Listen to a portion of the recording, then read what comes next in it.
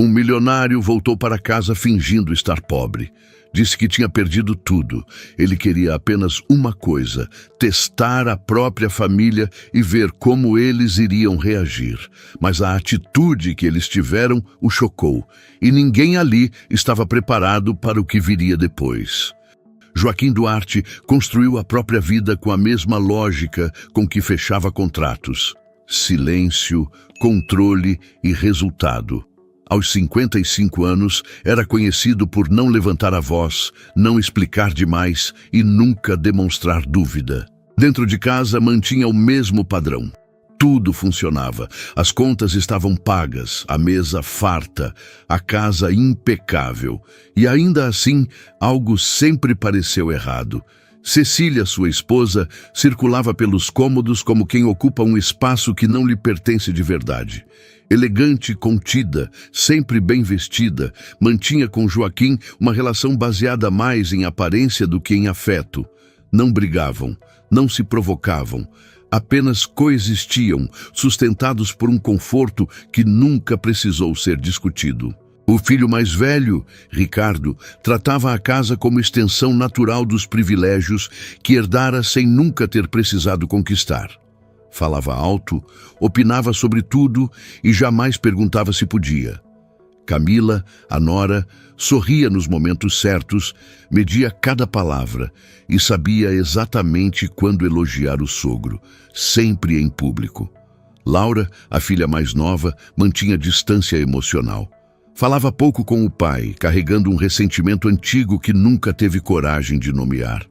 E Dona Elza, a sogra, observava tudo com seu desprezo velado, soltando comentários secos, sempre no limite entre o aceitável e o ofensivo. A única presença que não pesava era Sofia. A neta adolescente de 15 anos andava pela casa com discrição. Não exigia nada, não pedia favores, tratava Joaquim com naturalidade, como se ele fosse apenas o avô, não o dono de tudo. Naquela noite, Joaquim chegou mais cedo do que o habitual. Não avisou, não fez barulho. Apenas entrou pela porta lateral, largou o paletó sobre a poltrona e seguiu pelo corredor. Foi então que ouviu vozes vindas da sala de jantar. Não era uma discussão, e isso foi o que mais doeu. Ricardo falava em tom baixo, como quem calcula. Camila completava frases. Cecília concordava em silêncio. Dona Elza opinava sem pudor. Laura apenas escutava. A gente precisa se organizar, dizia Ricardo. Essas coisas não podem ficar soltas. Principalmente os imóveis, acrescentou Camila. Já viu como está o mercado? É melhor pensar nisso agora do que depois, disse Dona Elza com frieza. Ninguém vive para sempre. Joaquim parou no meio do corredor. Não respirou fundo. Não se moveu, apenas escutou. E se ele resolver mudar algo no testamento? Perguntou Laura sem emoção. Por isso mesmo, respondeu Ricardo. Tem que ficar tudo alinhado enquanto ele ainda está bem. A palavra não dita ecoou mais alto do que qualquer ofensa. Ainda está vivo. Joaquim sentiu algo se quebrar. Não de forma explosiva, mas definitiva. Não era raiva, era constatação. Nenhuma menção a ele como marido, pai ou avô, apenas como patrimônio em risco. Ele recuou um passo, silencioso como tinha chegado. Subiu para o quarto, fechou a porta e sentou-se na beira da cama. Cecília entrou minutos depois, fingindo naturalidade. Chegou cedo, comentou sem estranheza. Cheguei, respondeu ele. Ela não perguntou por quê. Não perguntou como ele estava, apenas seguiu com a rotina.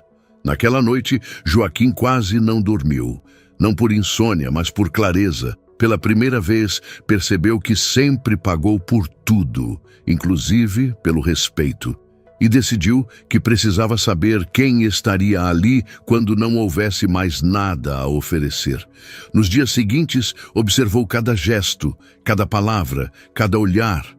O filho que pedia, a nora que sugeria, a esposa que se calava, a sogra que julgava e a neta que simplesmente ficava ao seu lado sem pedir explicações. Foi então que Joaquim Duarte tomou a decisão mais fria e consciente de toda a sua vida. Ele desapareceria, não como fuga, como teste. E quando voltasse, não seria mais o homem que sempre pagou por tudo. Seria apenas alguém querendo saber se ainda havia lugar para ele naquela casa. Joaquim não anunciou nada, não fez reunião, não pediu opinião. Agiu como sempre agiu quando precisava tomar decisões importantes, em silêncio. Na manhã seguinte, à conversa que ouvira no corredor, levantou no horário habitual, tomou café sem pressa e saiu de casa como se fosse para mais um dia comum. Cecília mal levantou os olhos do celular.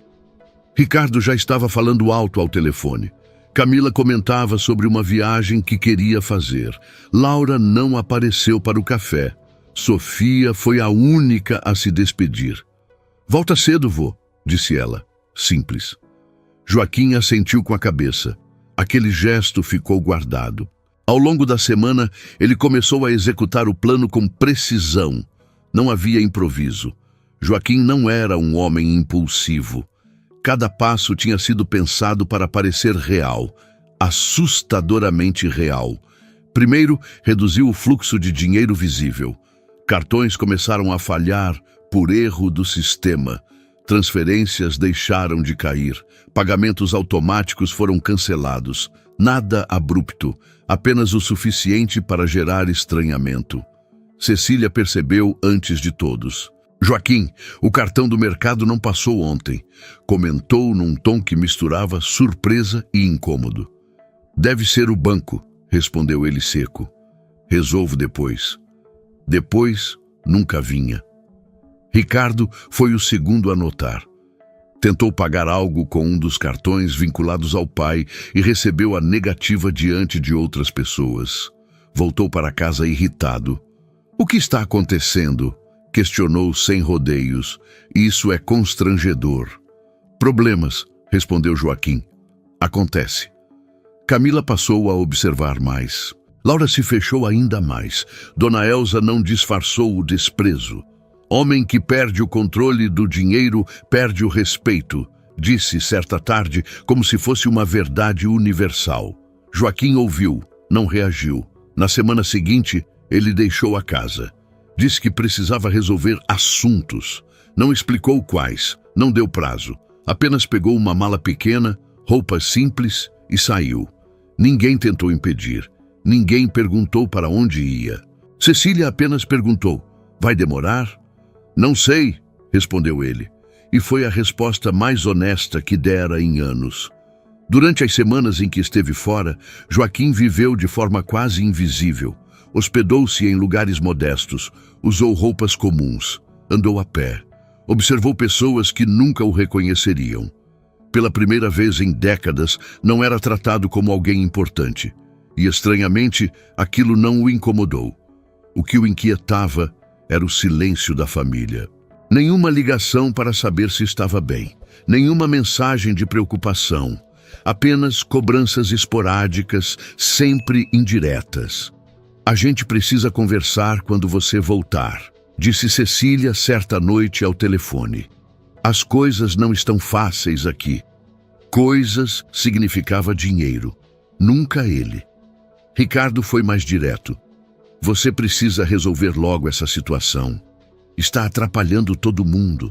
A única ligação diferente veio de Sofia." "Você está comendo direito?" perguntou ela preocupada.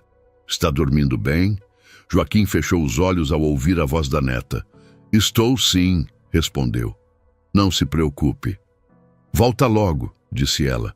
"A casa está estranha sem você." Ele desligou com a certeza que já começava a doer. O teste estava funcionando. Depois de quase um mês, Joaquim decidiu voltar. Não avisou, não se preparou. Apenas entrou em casa com a mala pequena e roupas simples. O silêncio que se formou foi imediato. Cecília o olhou de cima a baixo. Ricardo franziu o senho. Camila forçou um sorriso. Dona Elza fez questão de suspirar alto. "E então?", perguntou Ricardo. "Resolveu?", Joaquim pousou a mala no chão. "Não", respondeu. "Perdi tudo." A palavra caiu pesada no ambiente. Ninguém se aproximou, ninguém o abraçou, ninguém perguntou como ele estava. Apenas trocaram olhares. E naquele instante, Joaquim Duarte entendeu que o verdadeiro teste não estava no que viria depois. Estava naquele silêncio inicial. Porque ali, antes de qualquer humilhação, antes de qualquer palavra dura, ele já não era mais visto como pai, marido ou avô. Era apenas um problema que tinha voltado para casa. Joaquim passou a primeira noite de volta como um hóspede indesejado. Dormiu no quarto que sempre fora seu, mas nada ali parecia realmente lhe pertencer mais. O silêncio era diferente. Não era descanso, era afastamento. Cecília deitou-se ao lado dele sem dizer uma palavra. Virou de costas como quem cumpre um protocolo antigo, não um gesto de intimidade. Na manhã seguinte, Joaquim acordou cedo, hábito de uma vida inteira. Levantou devagar, vestiu uma camisa simples e foi para a cozinha. O cheiro de café estava no ar, mas não para ele. Ricardo ocupava a mesa principal falando ao telefone, irritado. Camila organizava papéis e reclamava do atraso de uma conta. Dona Elza comentava algo sobre preços altos e falta de planejamento. Ninguém interrompeu a conversa quando Joaquim entrou. Ele serviu o próprio café. O açúcar acabou, comentou Dona Elza, sem olhar para ele. Precisa comprar hoje. Joaquim assentiu com a cabeça. Depois vejo isso. Ricardo desligou o telefone com força. Depois, repetiu, rindo sem humor. Você não pode mais deixar tudo para depois, pai. As coisas mudaram. Joaquim o encarou por alguns segundos. Não havia agressividade no olhar. Apenas atenção. Eu sei, respondeu. A resposta curta pareceu incomodar mais do que qualquer discussão.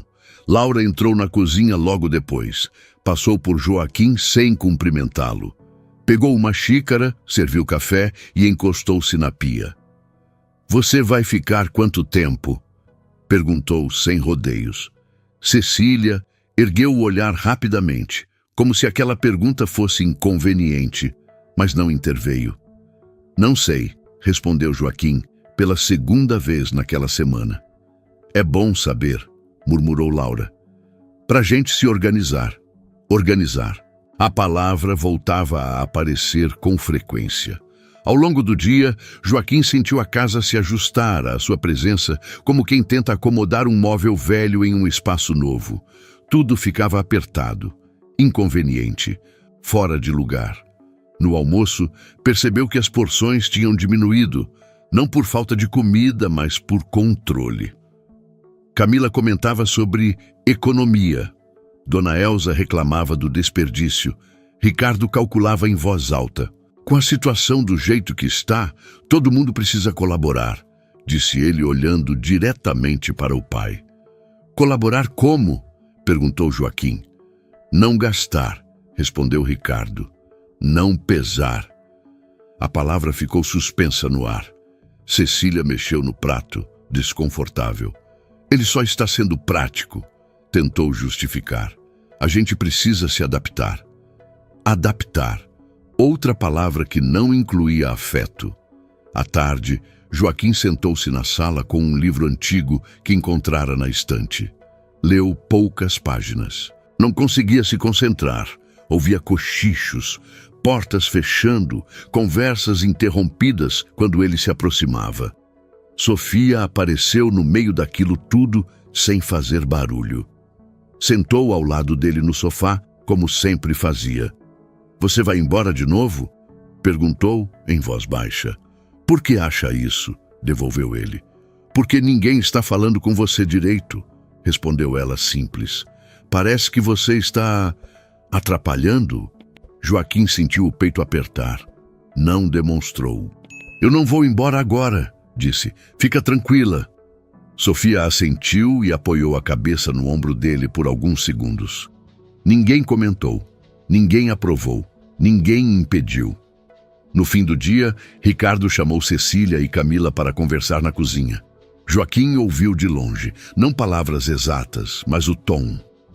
Isso não vai funcionar por muito tempo, dizia o filho. A casa tem custos. A gente não pode bancar alguém que não contribui. Alguém, não meu pai. Joaquim fechou os olhos por um instante. Naquela noite, deitado no escuro, entendeu algo que nunca tinha permitido a si mesmo admitir. O respeito que acreditava vir do caráter sempre esteve amarrado ao dinheiro. Sem ele, sobrava apenas tolerância. E mesmo assim, por pouco tempo. O teste avançava. E Joaquim Duarte começava a perceber que o choque não viria de uma explosão. Viria da frieza diária, do jeito como o amor começava a ter preço. Os dias seguintes se tornaram previsíveis de um jeito cruel. Nada era dito diretamente. Ninguém levantava a voz. A violência estava na repetição, no controle disfarçado de bom senso, no jeito como Joaquim passou a ser contado, como gasto, como presença, como peso. Na manhã de segunda-feira, Cecília deixou uma lista sobre a mesa da cozinha. Compras básicas. Ao lado, um bilhete curto. Precisamos economizar. Joaquim leu, dobrou o papel e guardou no bolso. Não comentou. Pegou a xícara e percebeu que agora usava a menor. Não por acaso. Camila organizara o armário no dia anterior. É só para facilitar, explicara. Assim ninguém exagera. Exagerar, até o café tinha limite. Ricardo passou a fazer contas em voz alta. Não porque precisava, mas porque queria que fossem ouvidas. Água, luz, internet, tudo sobe, dizia olhando para o pai. Quando alguém não contribui, pesa para os outros. Joaquim assentia. Sempre. Laura observava de longe. Às vezes parecia incomodada. Às vezes indiferente. Nunca se colocava. O silêncio dela doía mais do que qualquer frase atravessada. Dona Elza não se preocupava em disfarçar. Na minha época, homem que não sustenta a casa procurava outro lugar. Comentou certa tarde enquanto cortava legumes. Dignidade também é saber sair. Joaquim sentiu o golpe. Não reagiu. À noite, sentou-se no quintal com Sofia.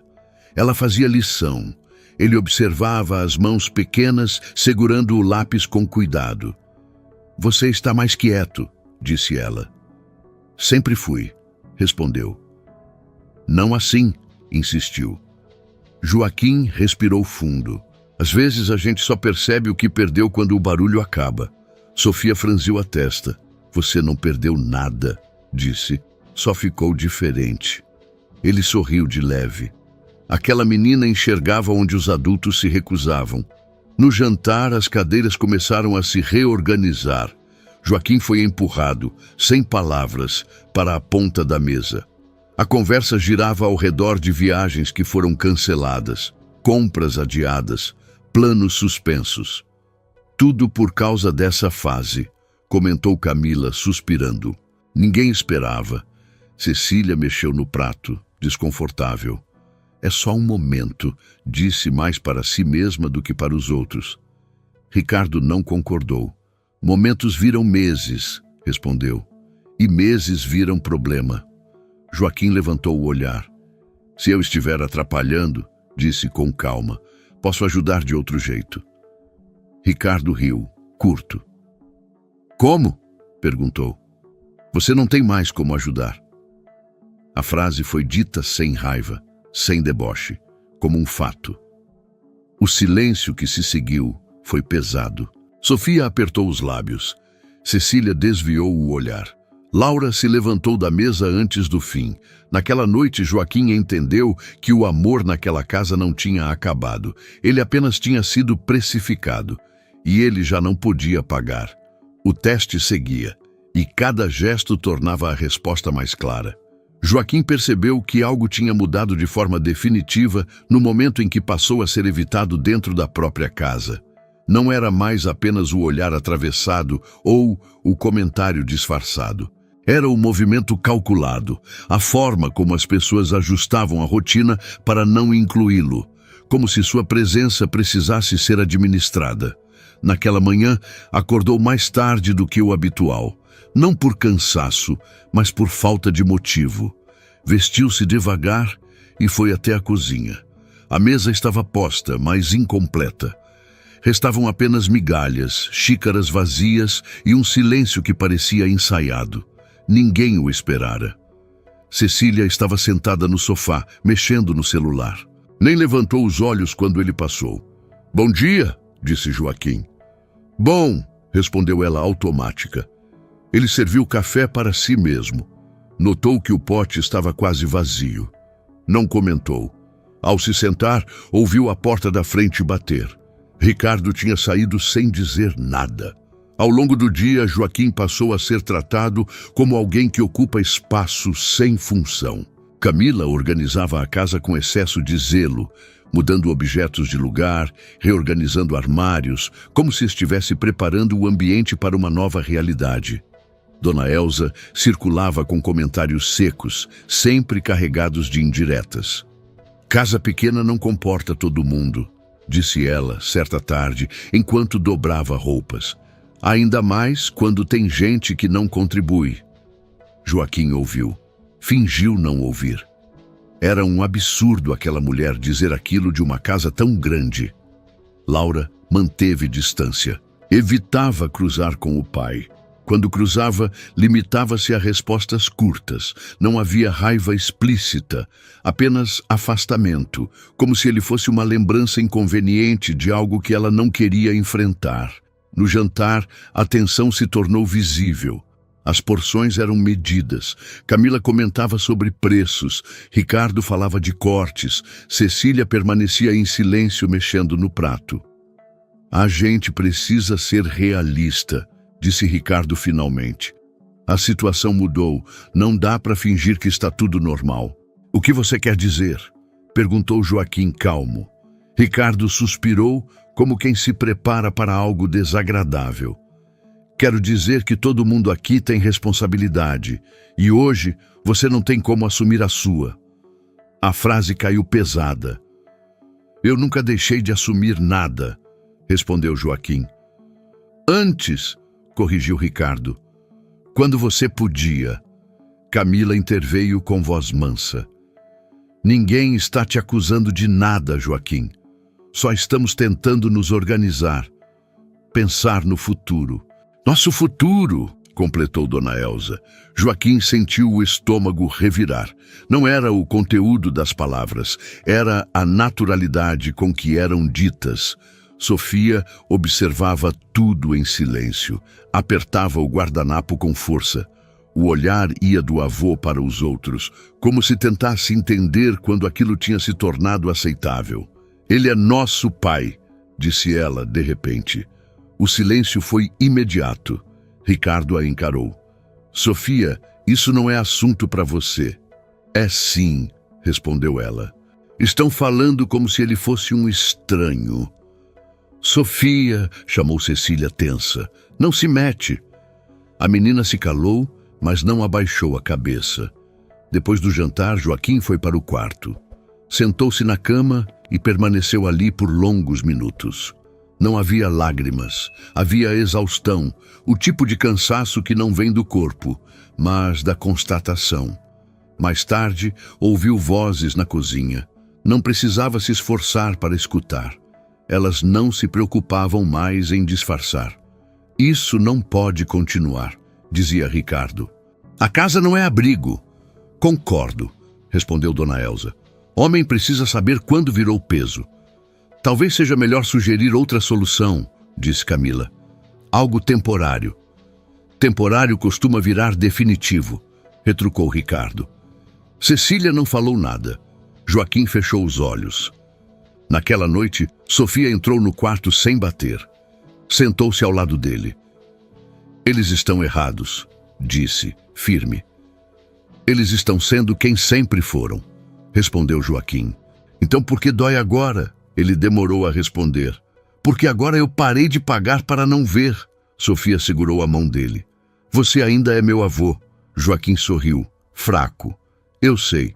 Quando ela saiu, Joaquim deitou-se no escuro. Pela primeira vez, não sentia raiva. Sentia algo mais definitivo, clareza. Ele não era mais necessário naquela casa. Era apenas tolerado. E tolerância, ele percebeu, também tem prazo de validade. Na manhã seguinte, a decisão da família começaria a se desenhar de forma ainda mais cruel. E Joaquim já sabia que o momento do teste estava chegando ao limite. A decisão da família não veio de forma abrupta. Não houve reunião formal, nem gritos, nem acusações diretas. Veio como tudo vinha desde que Joaquim disse que perdera o dinheiro. Em frases calculadas, em silêncios estratégicos, em olhares trocados quando ele entrava no ambiente. Naquela manhã, Joaquim acordou com a casa estranhamente organizada. A mesa da cozinha estava limpa demais, as cadeiras alinhadas, o café preparado, mas ninguém sentado. Era como se estivessem esperando o momento certo. Cecília foi a primeira a falar. Joaquim, depois do almoço, precisamos conversar. Ela disse isso sem emoção, como quem avisa sobre uma conta atrasada ou um compromisso inevitável. Claro, respondeu ele. Ricardo apareceu pouco depois, acompanhado de Camila. Ambos se sentaram à mesa em silêncio. Dona Elza permaneceu em pé, encostada no balcão, braços cruzados. Laura não apareceu. Sofia entrou por último, desconfiada, sentando-se ao lado do avô.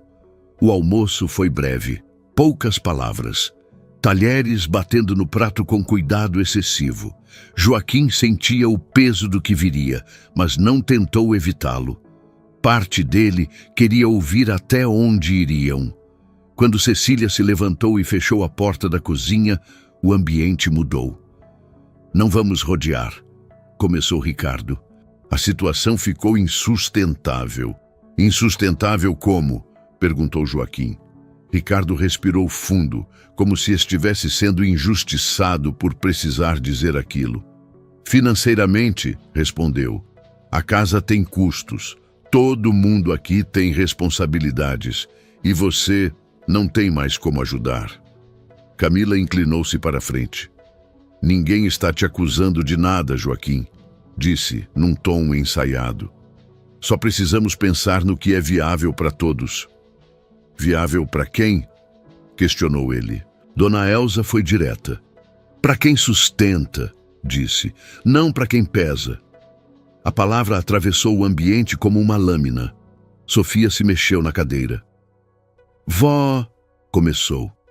Sofia, interrompeu Cecília firme. Isso não é conversa para você.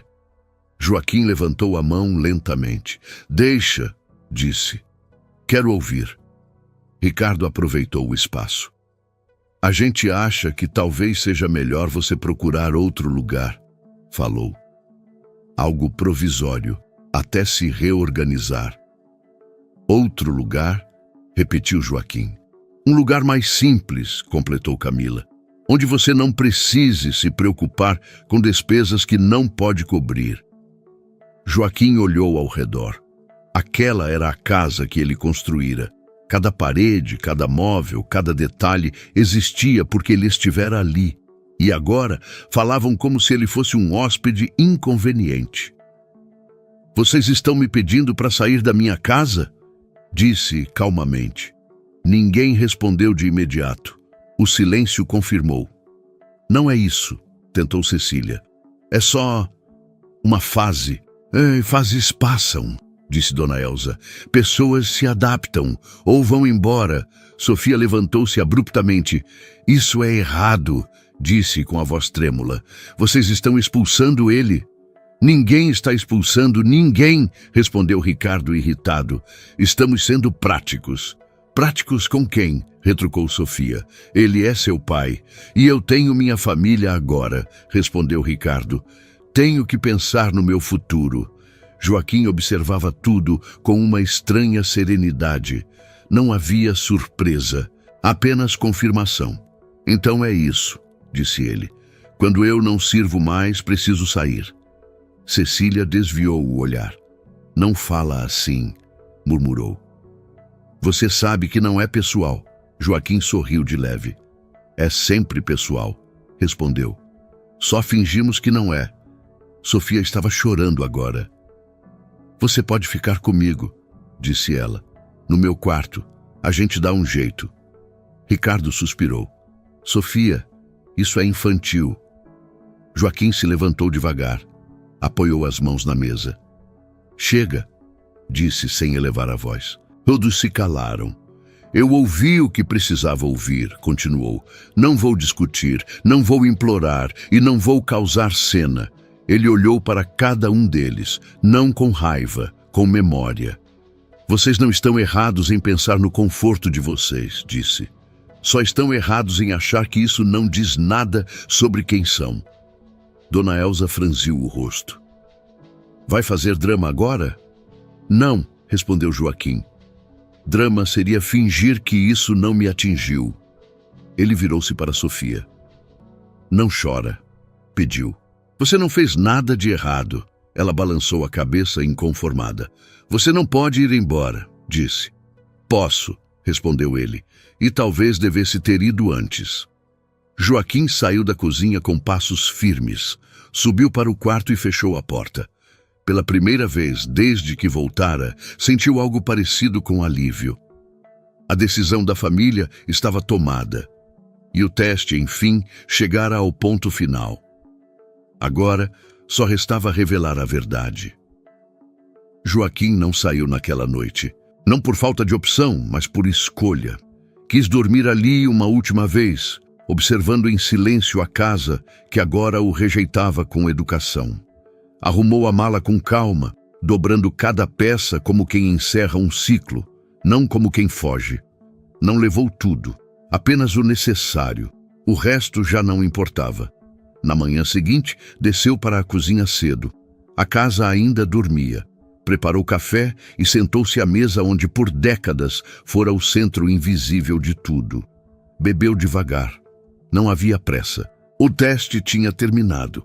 Agora vinha a parte mais difícil, dizer a verdade sem usar a verdade como arma. Quando Cecília entrou, levou um susto ao vê-lo ali tão sereno. Você ainda está aqui? Perguntou. Estou, respondeu ele, mas não por muito tempo. Ela se sentou à frente dele, parecia cansada, não triste, cansada. A gente não quis te machucar, disse. Só não sabíamos o que fazer. Sabiam, respondeu Joaquim. Só escolheram o que era mais conveniente. Ricardo entrou logo depois, acompanhado de Camila. Dona Elza veio por último. Laura permaneceu no quarto. Sofia apareceu em silêncio e sentou-se ao lado do avô, segurando sua mão por baixo da mesa. Vamos direto ao ponto, disse Ricardo. Você vai mesmo procurar outro lugar? Joaquim respirou fundo. Vou, respondeu. Mas não do jeito que vocês pensam. Camila franziu a testa. Como assim? Joaquim apoiou as mãos na mesa. Antes de ir, preciso esclarecer uma coisa, disse. Eu nunca perdi tudo. O silêncio foi imediato. O quê? Perguntou Cecília. As contas que sumiram, os cartões bloqueados, a ausência, continuou Joaquim. Nada disso foi acidente. Ricardo se levantou abruptamente. Você está dizendo que isso tudo foi encenação? Não, respondeu Joaquim calmo. Foi um teste. Dona Elza riu incrédula. Teste? Você acha que a vida é um jogo? Acho que a verdade precisa de contexto, disse ele. E eu precisava do meu. Camila cruzou os braços. Ah, isso é cruel, disse. Brincar com a gente assim? Cruel é calcular herança enquanto alguém ainda respira, respondeu Joaquim sem elevar a voz. Ricardo empalideceu. Você ouviu aquela conversa? Ouvi, confirmou.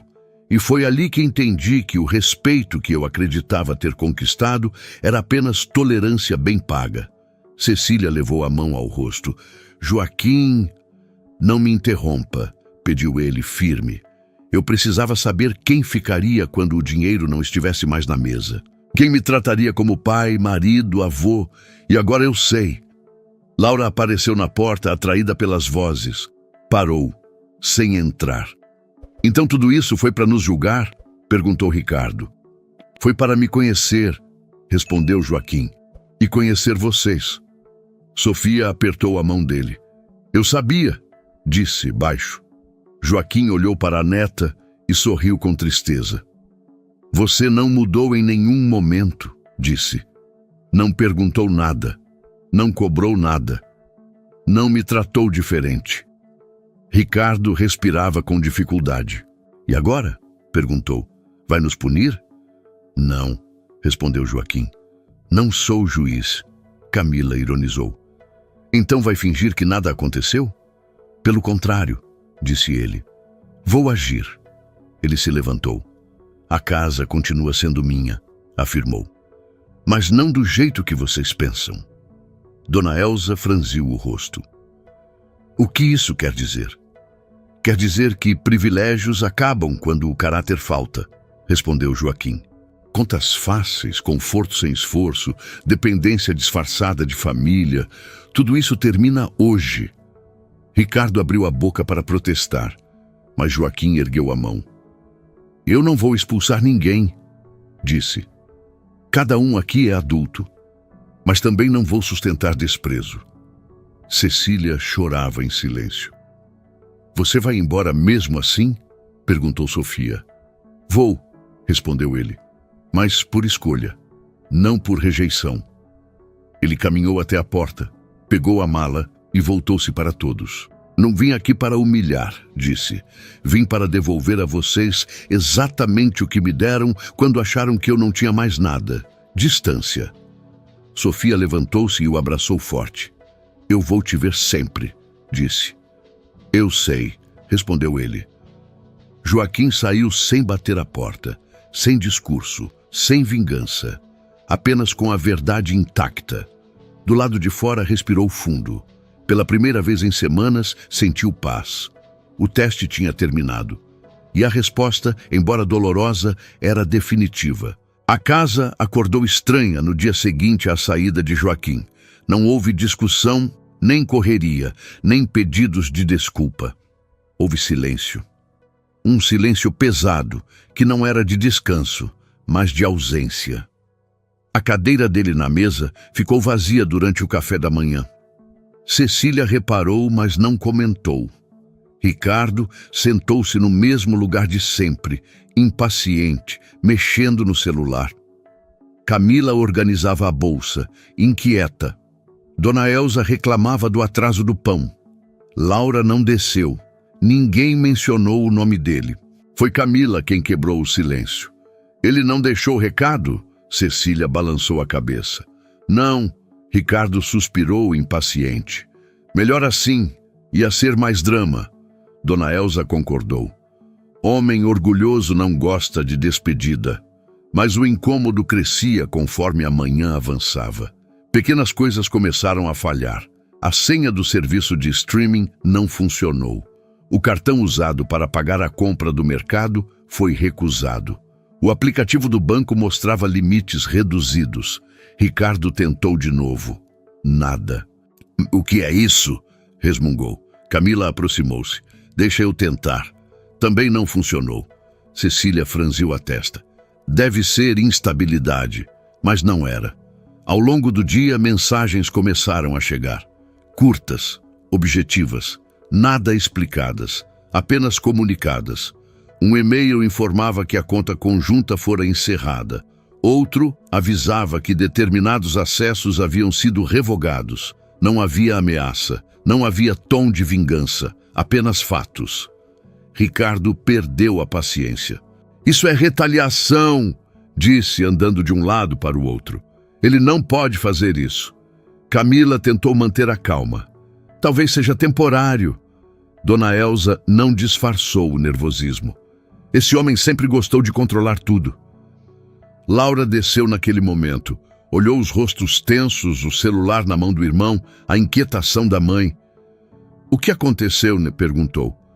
Seu pai resolveu agir, respondeu Ricardo. Do jeito dele. Laura não disse nada. Apenas sentou-se e observou. Enquanto isso, Joaquim estava em um pequeno apartamento alugado no centro. Simples, claro, funcional. A mala ainda fechada no canto. Ele não parecia perdido. Pelo contrário, sentia-se estranhamente organizado. Vestiu uma camisa limpa, saiu e caminhou até um escritório discreto. Não levou ninguém, não avisou ninguém. Sentou-se diante de uma mesa e assinou documentos com calma. Encerramento de contas compartilhadas, redefinição de acessos, revisão de contratos, nada impulsivo, tudo planejado. "Está certo disso?" perguntou o advogado cauteloso. "Estou", respondeu Joaquim. Já devia ter feito antes. A tarde passou em uma escola. Falou com a direção. Resolveu detalhes práticos. Pediu discrição. Não queria alarde. Apenas garantia. No fim do dia, recebeu uma mensagem. "Precisamos conversar." Era de Cecília. Ele leu. Não respondeu. Na casa, o clima piorava. Ricardo gritava ao telefone, tentando resolver o que não entendia. Camila fazia contas no papel. Dona Elza andava de um lado para o outro reclamando. Laura permanecia calada, sentada no sofá, olhando para a porta fechada. "Ele não podia simplesmente ir embora", disse Camila. "Isso é cruel." Laura levantou o olhar. Cruel foi pedir que ele fosse. Ninguém respondeu. No início da noite, Sofia chegou da escola. Encontrou a casa pesada. Sentiu de imediato que algo tinha mudado. "Ele foi de verdade mesmo, né?" perguntou. Cecília assentiu com dificuldade. "Foi." Sofia não chorou. Apenas subiu para o quarto e fechou a porta. Mais tarde, Joaquim recebeu outra mensagem. Dessa vez, de Sofia. "Posso te ver amanhã?" Ele respondeu imediatamente. "Claro." Na manhã seguinte, sentaram-se em um café pequeno. Sofia chegou com a mochila nas costas. Joaquim levantou-se para recebê-la. "Você está bem?" perguntou ela. "Estou", respondeu. "E você?" Ela pensou antes de responder. "Estranha. Vai passar." Sofia assentiu. "Eles estão nervosos", disse. "Agora." Joaquim não comentou. Pediu 2 cafés. Conversaram sobre a escola, sobre coisas simples. Antes de se despedirem, ele entregou um envelope. "O que é isso?" perguntou ela. "Tranquilidade", respondeu. Ela não abriu ali. Na casa, a noite caiu pesada. Ricardo tentou ligar para o pai. Chamou. Nada. Camila sugeriu que esperassem. Dona Elza reclamou alto. Cecília sentou-se sozinha na sala, olhando para a televisão desligada. Laura aproximou-se. "Ele não vai voltar", disse com firmeza. Cecília fechou os olhos. "Eu sei." Naquela mesma noite, Joaquim entrou no novo apartamento, fechou a porta e apoiou a mala no chão. Não havia luxo, não havia plateia, apenas silêncio. Sentou-se na cama por alguns segundos. Depois levantou-se, abriu a janela e deixou o ar entrar. Do outro lado da cidade, a casa permanecia acordada. Pela primeira vez, sem saber exatamente o que fazer. E Joaquim, finalmente, sabia. Joaquim passou a vida inteira acreditando que o silêncio era força. Que pagar as contas, sustentar a casa e resolver tudo sem reclamar era o suficiente para manter as pessoas ao seu lado. E por muito tempo funcionou. Funcionou porque o conforto calava perguntas, porque o dinheiro evitava conflitos, porque a presença dele nunca foi questionada, apenas utilizada. O choque não veio quando foi tratado com frieza. Veio quando percebeu que, sem poder e sem dinheiro, ele deixava de ser pai, marido e avô. E passava a ser apenas um peso tolerado. Nada foi dito em voz alta no início. Não precisou. Os olhares mudaram. O tom mudou. As palavras começaram a medir o valor das pessoas como se fossem despesas. E foi ali que Joaquim entendeu algo que muitos só percebem tarde demais. Existem relações que só sobrevivem enquanto você serve. Quando deixou de servir, deixou de existir. Sofia foi a exceção. Não porque era criança, mas porque ainda não tinha aprendido a confundir amor com vantagem. Ela não perguntou quanto ele tinha. Não quis saber quando ele ia se resolver.